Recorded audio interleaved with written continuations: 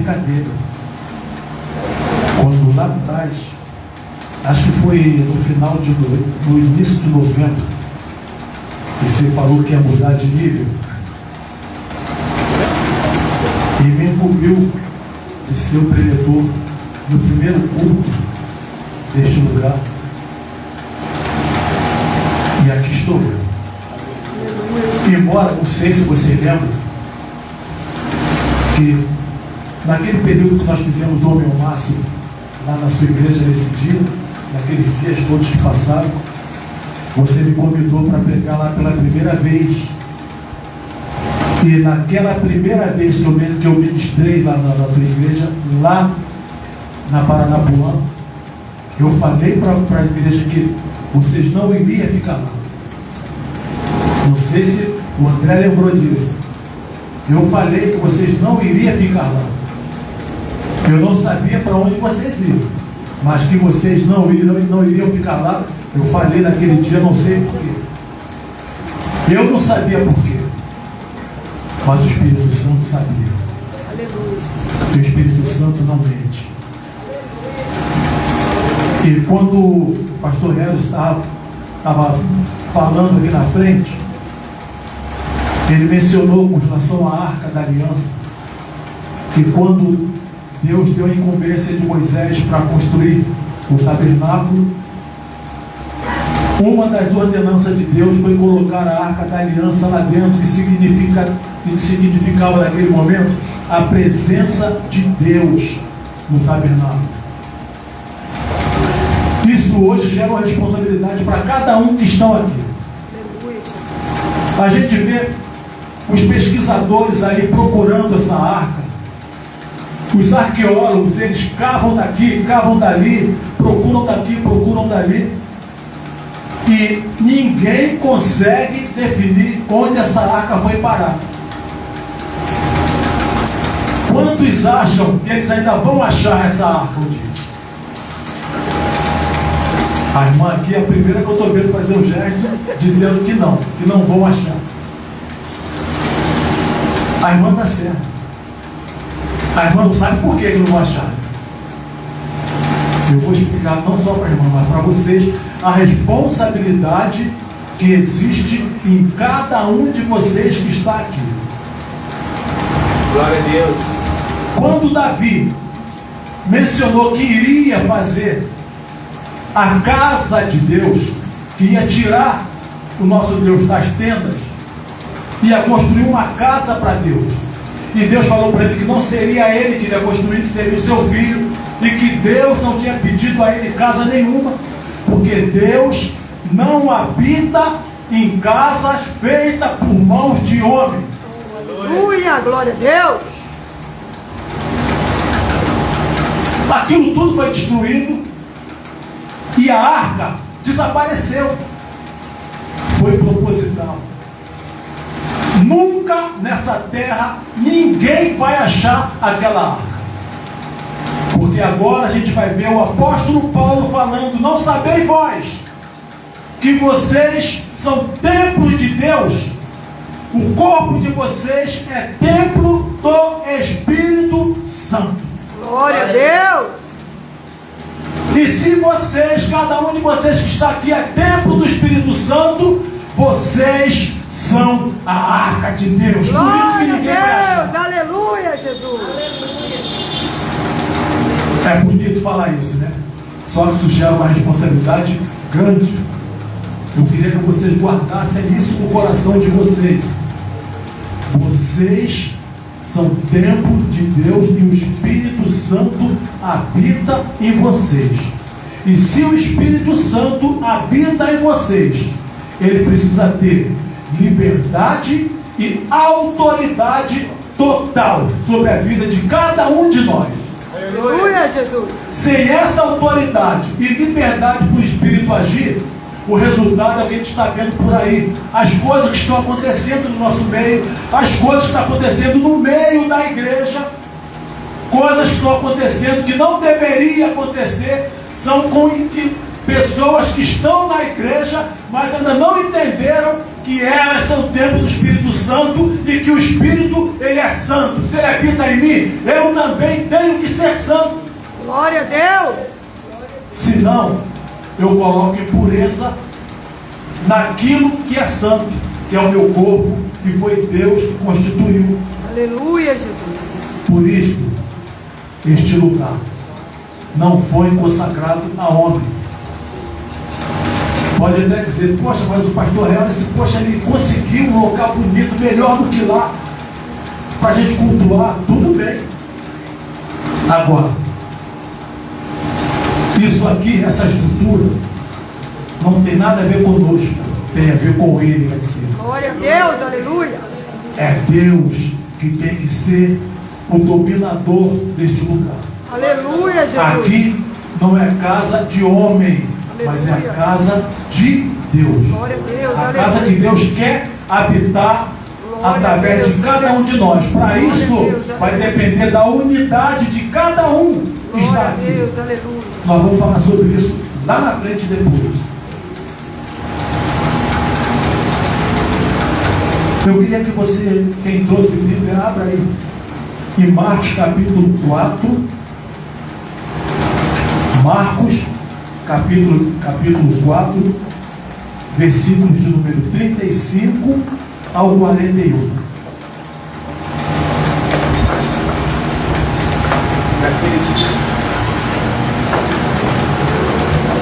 Eu vou ler na minha versão, que é a revista corrigida, ao meio da revista corrigida, que deve ser a mesma, né? Ah, não, aqui é a fiel. Aqui é de rico, aqui é de rico, né? Quem sou eu? Mas é atualizada daqui dessa. O texto diz: e naquele dia, sendo já tarde, disse-nos: passemos para outra margem. E eles, deixando a multidão, o levaram consigo. Assim como estava no barco, havia também com ele outros barquinhos. E levantou-se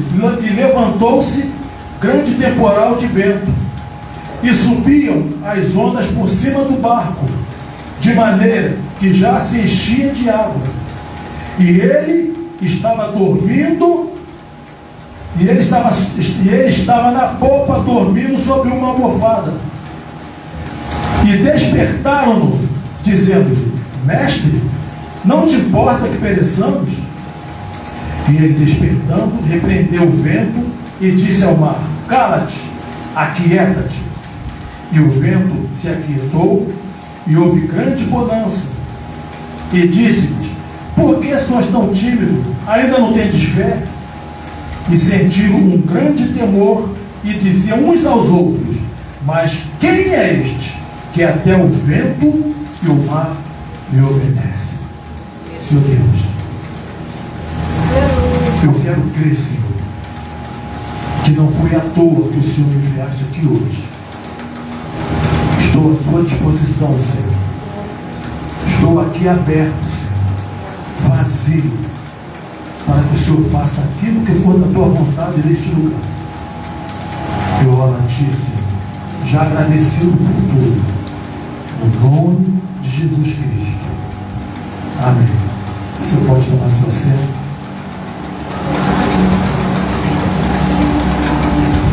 Amados, eu coloquei um tema para a nossa administração, que esse tema fala: experiências e força na mudança. Eu vou repetir o tema: experiência e força na mudança. Glória a Deus, aleluia, Jesus. A igreja Resgatando Vidas estava lá na Paranapuã, e com toda certeza, ali naquele lugar, Deus operou grandes coisas ali. Eu tive o prazer de participar de alguns momentos. Mas chega uma hora que o Espírito Santo fala: é hora de levantar o tabernáculo. É hora de desmontar tudo, porque a nuvem está andando. E todas as vezes que nós estivermos sob a dispensação de Deus, existe uma nuvem na nossa direção. Essa nuvem é para nortear a nossa direção. E chega um momento que essa nuvem, ela se move. Quando ela se move, não adianta ficarmos parados. É hora de seguir a nuvem. Porque se não seguirmos a nuvem, nós ficamos para trás. Felizmente, o nosso Deus, Ele tem os seus propósitos, Ele tem os seus projetos. Ele não faz nada por nossa causa. Ele faz para cumprir o propósito dele. Nós sim que devemos nos aplicar aquilo que Deus espera de nós. Glória a Deus. Porque nós somos templo do Espírito Santo. Aleluia. E se vocês sabem, o Espírito Santo, Ele é Deus. Glória a E Deus. se Ele é Deus e Ele habita em nós, é Ele que direciona a nossa vida. Nós não temos que andar sobre a nossa própria vontade, mas sobre a vontade dEle. Glória a Deus. Quando a gente aplica a vida à vontade dEle, acontecem coisas que nós pensamos que é problemas, que nós pensamos que é sofrimento, que nós pensamos que são coisas que estão nos fazendo sentir dor, que são coisas que estão nos levando para a direção errada. Com toda certeza, esse texto, ele fala aqui na introdução, que é hora de sair da multidão. Quando ele diz: passemos para outra margem, é hora de sair do lugar que eu estou e ir para o lugar que ele já sabe onde é. Aleluia. Glória a Deus. Ele já conhece o local. Aleluia. Ele já sabe o que vai acontecer lá. Mas eu quero saber também. O meu problema é esse, que eu também quero saber.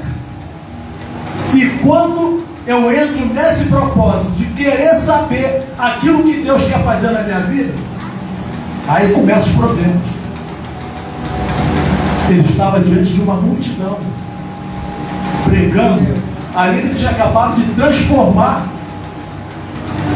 5 pães e 2 peixinhos para sustentar uma multidão. Mas agora é hora de sair da multidão. Jesus manda eles atravessar, pegar o barco e ir embora. E ele ficou lá, dispersando a multidão, orando. A questão é que o texto diz: vamos passar para outra margem. E diz o texto que Jesus estava no barco.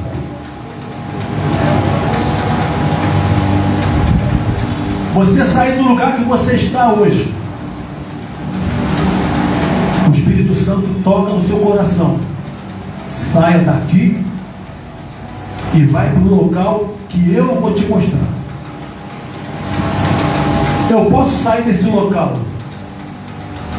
sem o Espírito Santo dentro de mim? Eu consigo sair deste local sem que eu esteja na direção de Deus? Eu não preciso saber para onde eu vou. Eu só preciso saber quem é que está dando a ordem para mim ir. Glória a Deus. Só que no trajeto acontece como aconteceu várias e várias vezes, pastor Elis, que fez o irmão chorar, que fez o irmão se desesperar. Não vou falar que fez o irmão arrancar os cabelos, porque já não tinha mesmo. Mas quando Quantas e quantas vezes foram lágrimas que rolaram ali em Paranapuã? Quantas e quantas vezes pode ser até que o irmão achou que não era, que aquela obra não era de Deus. Estou chovendo no molhado.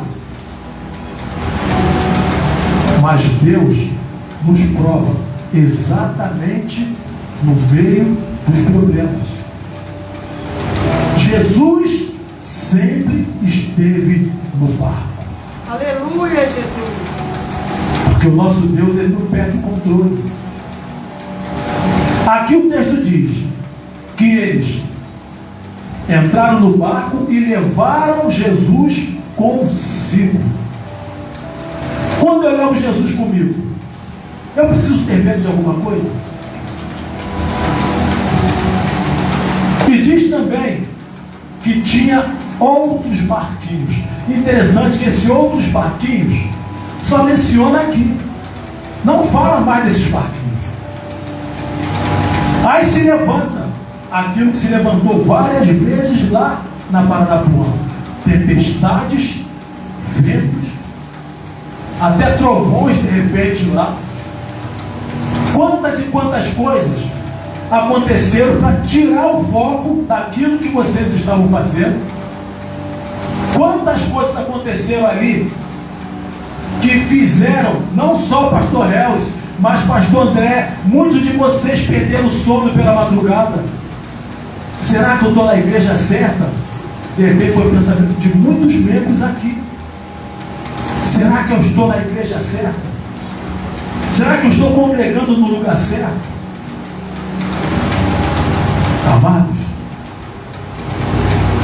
não adianta eu servir a Deus indo para uma direção e querer que Deus me esclareça o que Ele está fazendo.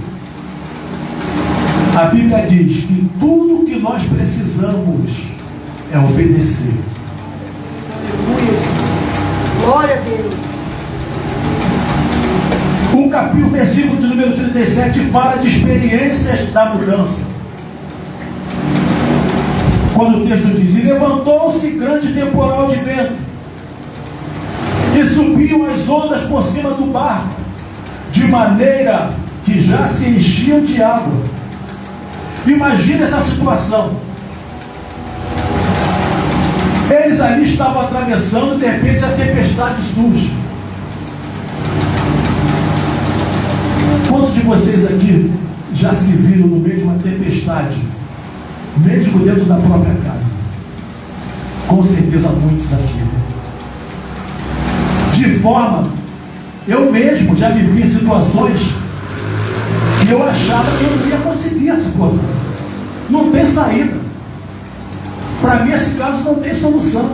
Eu mesmo já me peguei com esse pensamento. A coisa está tão difícil, a turbulência está tão grande, que só Deus para me ajudar. Graças a Deus a gente fala isso, né? Mas é justamente o que Deus quer de nós. Porque eles aqui neste momento não era diferente de nós, não. Quando chega no versículo 38,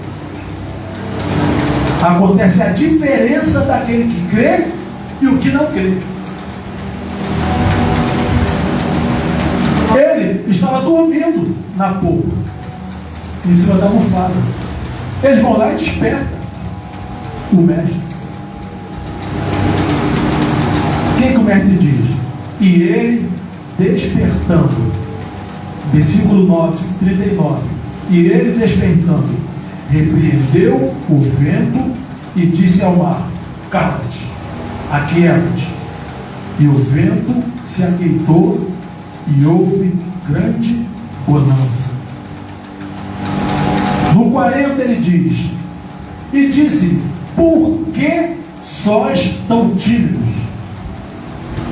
Ainda não tendes fé. Essa é a diferença. Quando eu estou com um homem igual o pastor Helz, cheio de fé, mas eu não tenho tanta fé como ele, Com certeza, no momento de turbulência, eu vou falar para ele, pastor, não é melhor a gente parar aqui não? Vai mesmo sair daqui? Vai alugar outro lugar?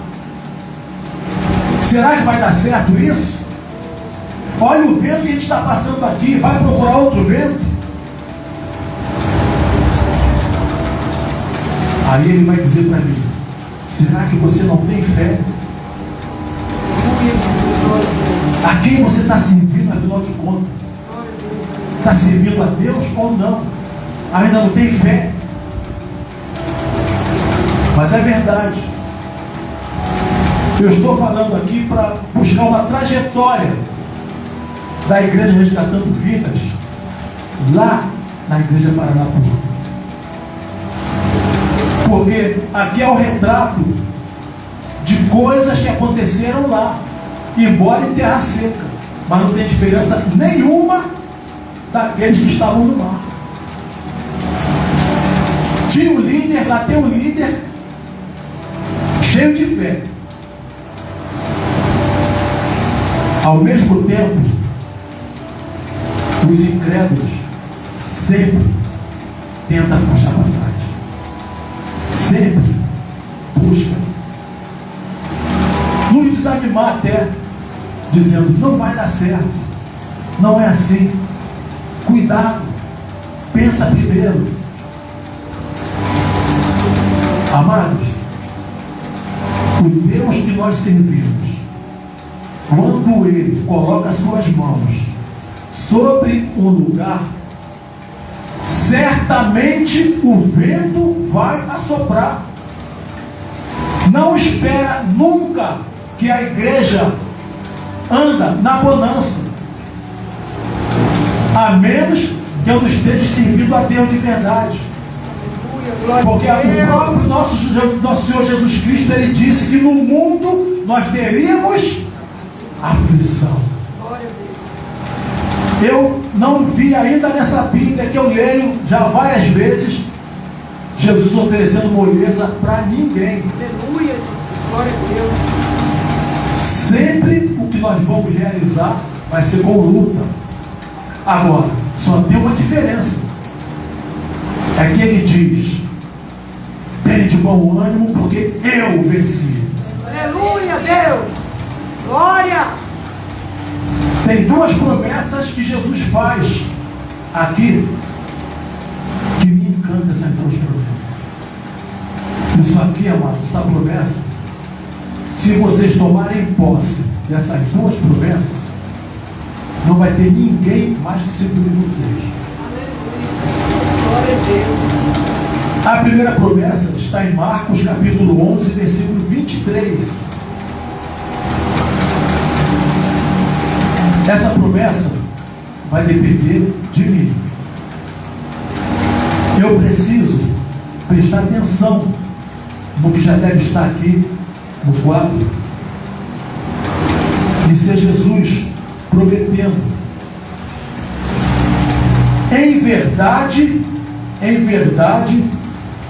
vos digo que se disserdes a este monte, ergue-te e lança-te para cá, e não, olha bem, e não duvidar em seu coração, mas crê que se fará aquilo que se diz, assim será com ele.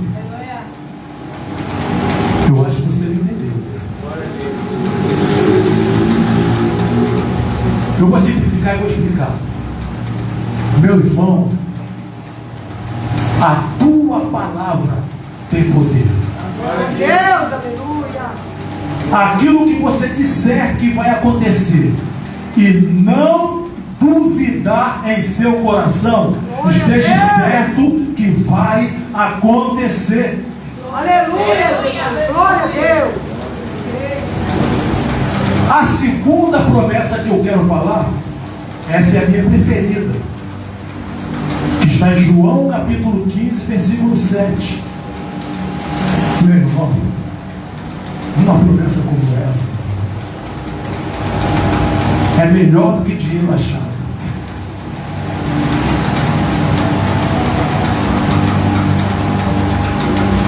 Agora, nunca espere que a promessa se cumpra sem condição. Isso é sério. A promessa é maravilhosa, né? Mas eu quero que vocês se liguem sempre na condição. Ah, Deus me dá tudo de graça. Mentira. Tudo que Deus me dá tem condição na frente. A primeira promessa que eu coloquei, vocês viram a primeira condição. Deus, aleluia. Está lá, logo de início. Essa daí também, mas olha a condição que ele impõe. Agora, o que é mais forte? A condição ou a promessa? Se vocês estiverdes em mim, a primeira condição, e as minhas palavras estiverem em vocês, o que ele promete? Vamos falar no 3, só a promessa? 1, 2, 3.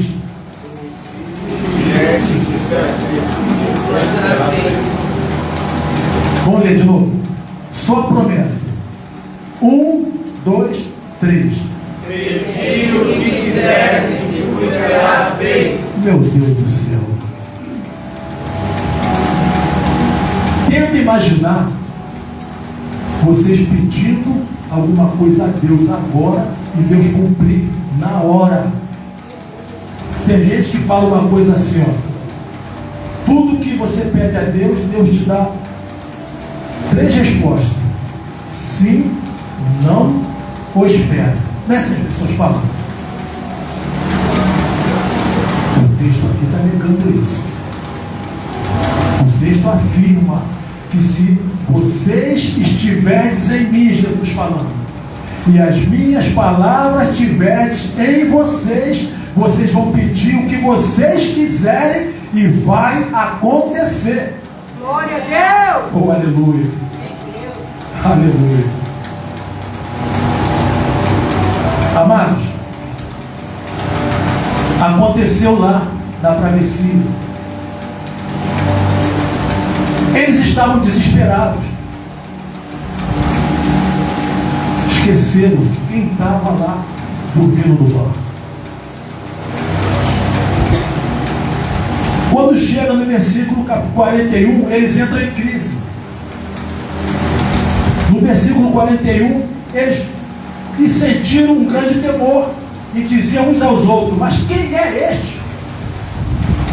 Que até o vento ao mar manda calar e acontece?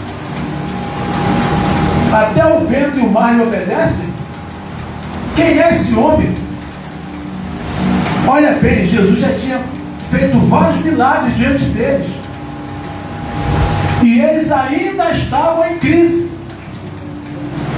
Essa é a nossa história quando nós estamos congregando, mas ainda não temos fé, realmente, que a arca de Deus somos nós. Glória a Deus. Aleluia. Enquanto eu não entender que eu não sou simplesmente cristão, que eu não sou simplesmente crente, que eu não sou simplesmente congregante de uma igreja, e quando eu não entender que eu não sou isso, mas que eu sou servo do Deus Altíssimo, Glória a Deus, aleluia. e quando eu não entender isso, eu vou estar sempre em crise. E isso vai me impedir de chegar aonde eu quero. Até que eles atravessam e conseguem chegar. Agora vem aquilo que Deus queria fazer. Nós vamos entender agora o que Deus quer com a igreja resgatando vidas. Quando Jesus chega do outro lado, capítulo 5, versículo 1 e versículo 2. E chegaram a outra margem do mar, a província dos Gadarenos. E saindo ele do barco, saiu-lhe logo ao encontro dos sepulcros um homem com o espírito imundo. Eu não sei se o pastor Relos, quando chegou aqui neste lugar, se encontrou aqui alguma pressão. Porque quando a gente se propõe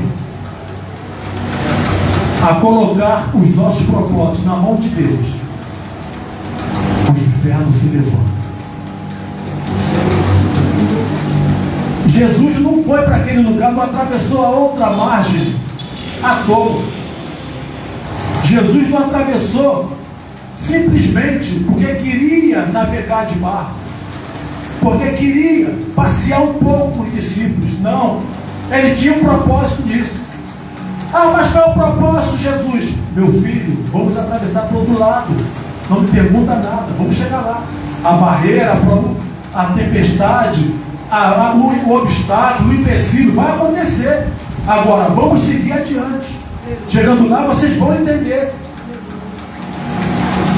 Interessante que quem estava lá do outro lado já sabia. Quando você que é servo de Deus, Deus te dá uma ordem e você obedece essa ordem e começa a se pôr em marcha, o inferno também já soube. E ele vai estar lá te esperando, pode estar certo disso. Não pensa que ele vai deixar barato, não. O espírito imundo veio logo ao encontro dele. Só tinha uma única diferença. Quando Jesus bota o pé fora do barco, o que acontece? Lá no capítulo 5, ali, versículos 6 e 7. Aquele que é filho de Deus, os demônios conhecem. Aquele que é filho de Deus, os demônios conhecem. Você lembra dos filhos de Seba? Os filhos de Seba foram expulsar demônios lá, de alguém lá. O demônio simplesmente vira e fala para ele exatamente isso. Meus filhos, vem cá.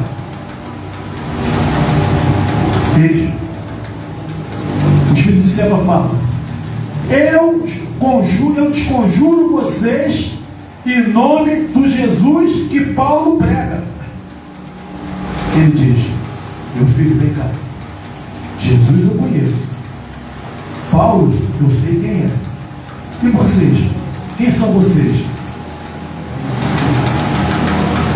O resultado acho que vocês aqui já conhecem.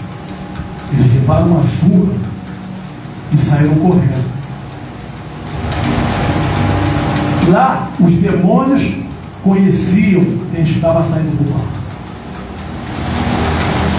Aqui, você não encontrou barreira. Por quê? Eles sabiam quem estava vindo para cá. Aleluia. Quem estava vindo para esse lugar não era simplesmente uma igreja. Não era simplesmente alguém que queria cultuar num lugar melhor. Não era simplesmente alguém que queria um lugar mais espaçoso. Glória a Deus. Não. Era alguém que veio para cumprir o propósito de Deus. Glória a Deus. Era alguém que veio sobre a ordenança do Espírito Santo. E aquele que obedece à ordenança do Espírito Santo, o diabo pode até conhecer, mas ele não tem autoridade nenhuma, porque Deus está junto com ele. Glória. Aleluia. Glória.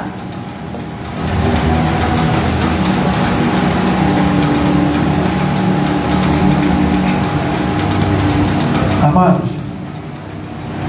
aquele chega lá atrás, você já conhece essa passagem que Jesus chegou lá, saiu do barco, tudo isso, expulsou a legião de demônios naquele homem.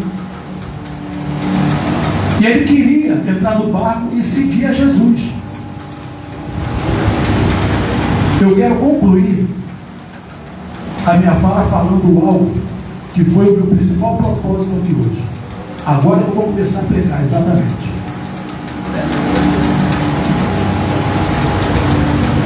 Ele diz: deixa eu ir contigo, mestre. Jesus fala para ele: não. Volta para a tua casa e mostra para os teus quão grande bênção Deus fez na tua vida. E o texto diz que ele saiu pregando por toda a Decápolis, e as pessoas se maravilhavam com o testemunho daquele homem que foi liberto pelos demônios. Amados, agora eu queria que vocês prestassem atenção no que eu vou falar. Um homem foi curado, foi liberto. Apenas um homem. Aquele homem, ele pregou em toda aquela Decápolis, em todas elas. E o texto diz que todos, absolutamente todos, se maravilhavam com o que Deus fez naquele homem. O que eu estou querendo dizer com isso? Aquele homem conseguiu unir 10 cidades. Eu venho conversando com o pastor Helson um tempão já. E eu não sei se ele já conseguiu comprar ideia ou se de repente ele está esperando a hora certa para isso. Quantos aqui já ouviram falar em célula?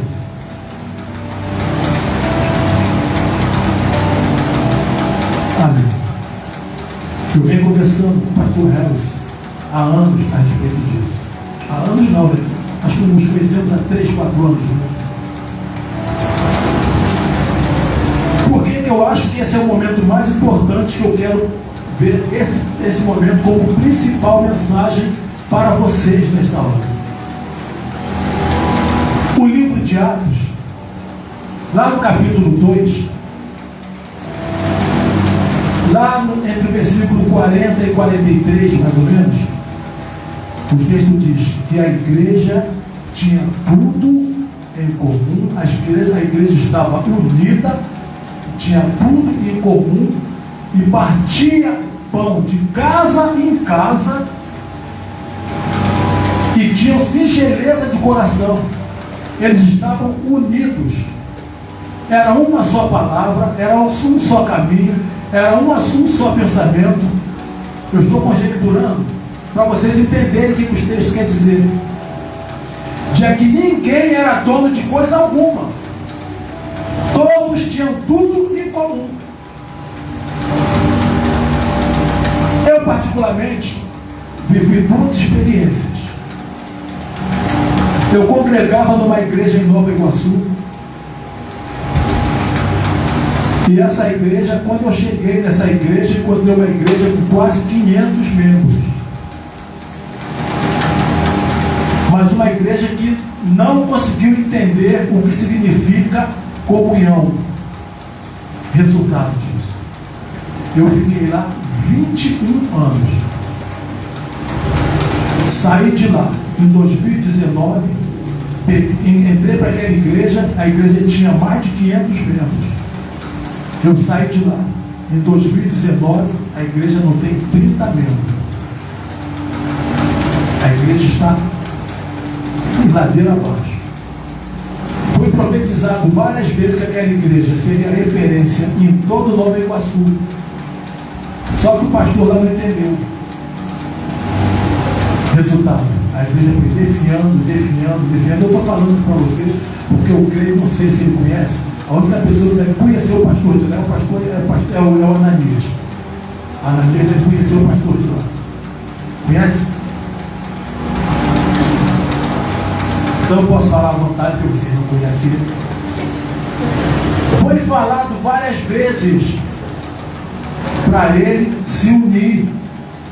Ele nunca aceitou. Resultado: uma igreja de mais de 500 membros. Agora, quando eu deixei só com 30 membros. Está com menos agora. Saí de lá. Vim aqui para Atos 29, aqui na ilha. Olha bem, Deus me tirou de Nova Iguaçu e me mandou para a Ilha do Governador, eu morando em Nova Iguaçu, para me congregar aqui em Atos 29. Aqui em Atos 29, o que nós falávamos lá com o pastor, que eu não entendia bem o que Deus estava dizendo, eu encontrei aqui em Atos 29. Em 2018 para 2019, Atos 29 começou com 260 membros apenas. Eu saí daqui em 2023, no finalzinho de 2023, e voltei para Nova Iguaçu porque Deus falou que o propósito tinha terminado. E encontrei a igreja com 260 membros. Quando eu saí, a igreja estava com quase 3 mil membros. Glória a Deus, aleluia. Por que isso? Porque a mensagem de Atos capítulo 2, a igreja entendeu. Atos 29, eu acho que deve ter por baixo umas 150 células. Né? Hoje eu congrego numa igreja chamada Igreja Batista Atitude de Nova Iguaçu. Essa igreja iniciou também em 2018. Começou com 2 células apenas, com 20 membros apenas, 2 residências. O pastor Rubens e a esposa dele, pastora Vanessa, com uma célula em uma casa, ele com uma célula no local e ela em outra casa. 2 casas com célula com 10 pessoas cada uma, em 2018. Essas 2 células, hoje essa igreja vai para quase 3.600 membros já. Glória a Deus. Porque entenderam a mensagem. Por que eu estou falando isso? Porque não depende só do pastor Renzo, depende de cada um de vocês. Não vai ser ele sozinho, porque o texto de Atos 2 fala que todos, absolutamente todos, tinham tudo em comum. Não é só vocês, ele também em comum com vocês e vocês com ele. Eu prometi a ele, eu me proponho, de repente, estar aqui várias vezes, quantas vezes for necessário, para a gente trabalhar isso. Porque o meu desejo é ver vocês aqui trabalhando em célula. Glória a Deus. Porque a hora que vocês começarem a trabalhar em célula, não é promessa minha não, é promessa da palavra de Deus, que essa igreja vai crescer. Glória a Deus. O livro de Atos, capítulo 2, o texto termina dizendo que por eles ter tudo em comum, o texto termina lá no último versículo dizendo: e o próprio Deus enviava à igreja aqueles que se haviam de salvar. Analisem bem. A hora que vocês derem as mãos e estiverem todo mundo no propósito de, por exemplo, qual o nome da irmã? Ângela. A irmã Ângela conhece uma família que ela vê que aquela igreja, que aquela família não está bem. Aquela família está com problemas. O que ela faz? Ela vai lá nessa família e pergunta se elas aceitam, se aquela família aceita. 7 semanas de oração lá para abençoar a casa, para que aquela família, para ajudar aquela família a se reerguer. Glória a Deus. Ela foi naquela família nesse propósito, pelo menos é o que ela vai propor. Se ela for com Jesus no barco com ela, Glória a Deus. a família vai ser abençoada. Quando estiver chegando a última semana, que a família vê que aquele momento vai acabar, com certeza alguém da família vai perguntar: puxa vida, já vai acabar? que ela faz? Não precisa acabar. O que vai virar aquela casa? Célula. Ela numa casa. O irmão Ananias tem um amigo dele que está passando uma luta tremenda. Meu irmão, tu aceita 7 dias na semana, 7 semanas num dia, numa terça, ou numa quarta-feira, ou numa quinta, 7 quinta-feira, ou 7 quarta, na tua casa, vem aqui, ou eu e meu irmão, eu e minha irmã, eu e minha esposa, eu e meu amigo, ou eu e minha amiga, vim aqui para gente ficar 7 semanas aqui orando contigo, lendo a palavra de Deus, abençoando a tua casa, com certeza ele vai aceitar. 7 semanas depois, quando estiver chegando na 6ª semana, ele, puxa, Ananias, já vai acabar, estava tão bom. Meu irmão, não precisa acabar. Virou o que de novo? Célula. Já são 2. E aquela família que achou que é tão bom, que está tão bom, ela vai aceitar Jesus, ela vai congregar onde? Aonde ele congrega. Aqui ela foi, vai congregar onde? Aonde ela congrega. O casal aqui na frente, vocês devem conhecer bastante gente. E conhece alguém que está com problema, que precisa de ouvir a palavra de Deus. A mesma coisa. Isso, olha bem, eu estou individualizando por famílias. Aqui tem várias famílias. Daqui a pouco, o que está acontecendo? Gente, procurem um local, porque esse lugar aqui já não dá mais. Isso aqui, amados, é o que o Espírito de Deus me trouxe para passar para vocês aqui. Levem isto a sério. A partir de hoje, começa a observar em volta de vocês. E fazer missões não é só ir para a África, ir para a Etiópia, ir para o Egito. Não, vocês podem fazer missões no prédio que vocês moram, podem fazer missões no bairro que vocês moram. Transformar o bairro de vocês em várias células. Glória a Deus. Daqui a pouco uma igreja que está com a média de 20, 30, 40, 50 membros, não sei quantos membros a igreja Dando Vida tem. Daqui a pouco vocês vão olhar para trás, meu Deus do céu, não dá mais para congregar aqui.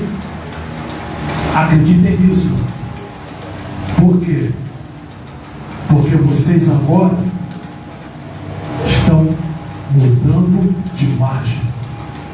Vocês pegaram o barco, vocês entraram no barco, estão atravessando para outra margem agora. Aleluia. E atravessar para outra margem é mudar de nível, Glória a Deus. é mudar de status, Aleluia. é mudar de posição. Glória. Aleluia. E para mudar de posição, tem que ir todos juntos, unidos, para fazer aquilo que está estabelecido na palavra de Deus. Glória a Deus. Aleluia. A igreja do pastor coreano Paul Yong-Shu, que eu creio que muitos aqui conhecem, começou com 5 pessoas apenas. Hoje tem mais de 5 milhões de membros, porque trabalha só em células. Sabe o que vai acontecer? O pastor hoje lidera todos vocês. Vai chegar um ponto que ele vai ter que escolher líderes nessas células, vão ter que ter líderes. E esses líderes vão pastorear as células. Só vão trazer para ele aquilo que foi difícil. Lembra de Moisés? Moisés, você está louco? Você sozinho pega esse povo todo aí. E só você sentado, esse povo todo em pé. Escolhe aí o maioral de 1000, o maioral de 100, o maioral de 10, o maioral de 50. Separa por célula, Moisés. O fardo fica melhor, fica menor. Só vai trazer para ele aquilo que realmente for para ele mesmo, porque vocês mesmo vão pastorear a célula de vocês. E vocês vão ser pastores junto com ele. Glória a Deus. Amém, amados? Amém. Então, amados, eu só queria alertar vocês. Hoje é o primeiro culto oficial na igreja de Dando Vida. Guardem essa data no coração de vocês e, por favor, Olhe na vizinhança de vocês. Olhe na vizinhança de vocês e vão até as pessoas. O nosso Jesus, ele vivia na rua. Jesus não ficava aqui dentro. Os apóstolos, quando eles tentaram ficar lá no templo, que entrou a perseguição, o povo se dispersou, mas os apóstolos queriam ficar lá, dominando lá no templo. Deus falou: enviaram Paulo para cima deles. A perseguição veio. Eles tiveram que se dispersar. E nessa brincadeira, eles saíram de Israel e ganharam o mundo inteiro para Deus. Porque eles saíram. Eles só iam para a sinagoga aos sábados, não para pregar, não para cultuar, mas para louvar a Deus, glorificar o nome dele. Porque a obra de Deus era feita de casa em casa, nas ruas, nas praças, nos lugares onde tinham necessitados. Pensem nisso. Vamos unir nossa força. Unir nossa força e olhar ao nosso redor. Com certeza, olha, se for numa casa e falar: vocês precisam, vocês gostariam que eu e meu esposo, ou eu e minha esposa, ou eu e meu amigo esteja na casa de vocês durante 7 semanas. Vocês podem dar o nome que vocês quiserem. Em Atos 29 era casa de paz. Na atitude é casa de fé. Vocês vão escolher o nome dessas 7 semanas. Com certeza, vocês assim, com pouco tempo, essa igreja vai estar com mais de 1000 membros. Com pouquíssimo tempo. Creiam nisso.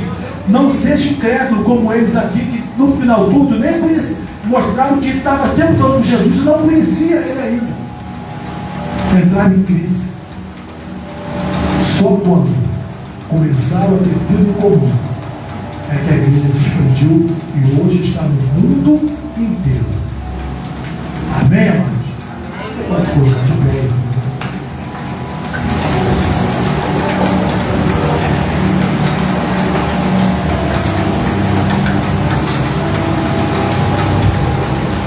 O objetivo foi cumprido.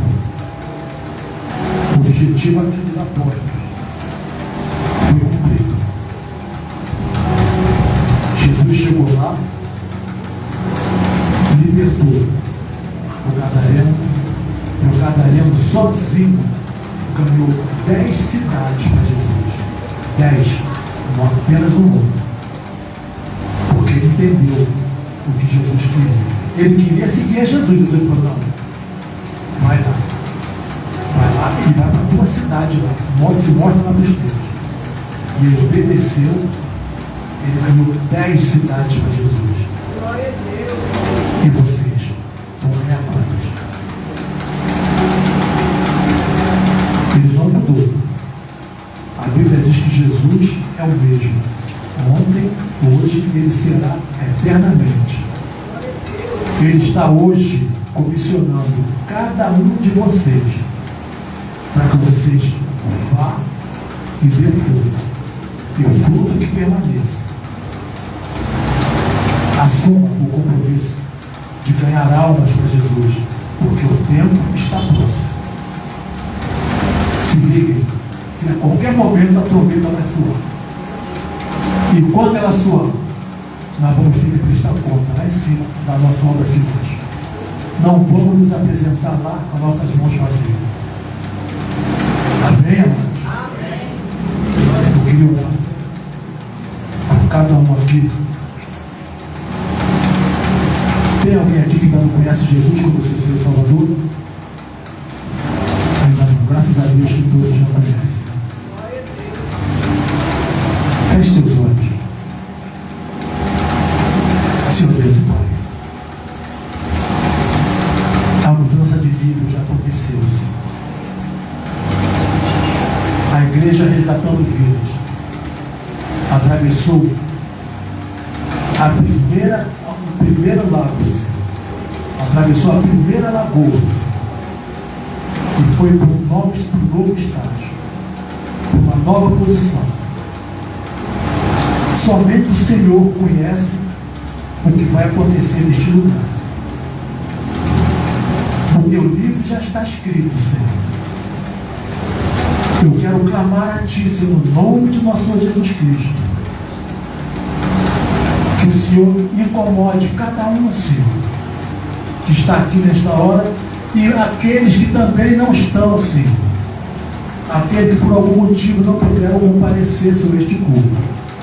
Mas o Senhor tem poder para alcançá-los onde quer que eles estejam.